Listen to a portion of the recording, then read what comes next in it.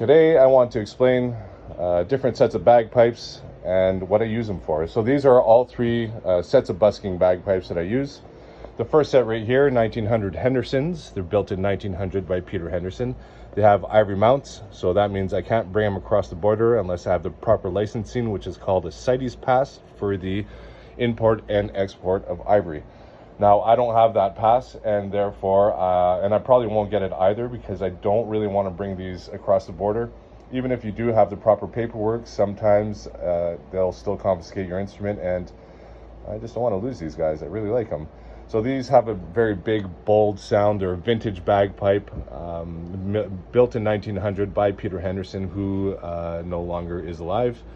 He stopped making bagpipes in 1964. And so, yeah, you can't get these anymore. The next set of bagpipes is a set of McCallum bagpipes, which you can still get.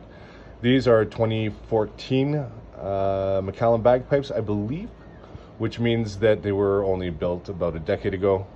These are my European bagpipe largely. There's no ivory on them, so this is nickel, African blackwood, and plastic. So there's no problems getting these guys across the border. I don't need any paperwork. I just lop them onto my back and away I go. So that's why I bought this set of bagpipes this year, because I was going over to play for the King's coronation, which I did, and very successfully. That's why I bought this set of bagpipes. The next set of bagpipes I use is a set of Dunbars. So this is a set of plastic bagpipes. The reason why I use, or the location I should say that I use these are for festivals. So in our case, we have Ottawa Blues Fest that's happening right now. Every night there's about 20 to 30,000 people at this venue, and I'm outside playing as the shows are breaking.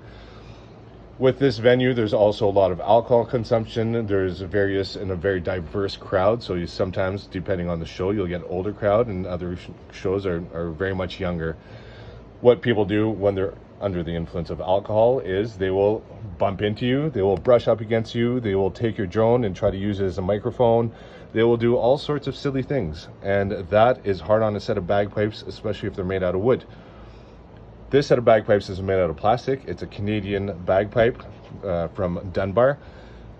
The reason why I use these at that venue or any festival venues is because the parts are easily replaceable.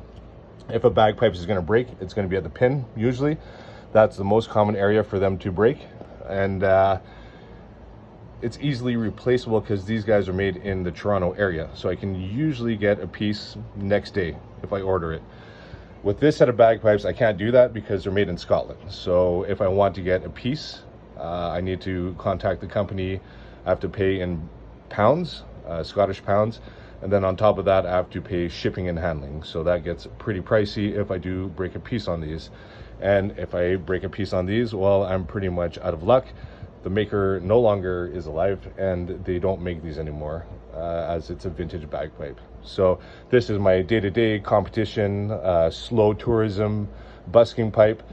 This is my European pipe that I bring over to Europe whenever I go over there to go busking.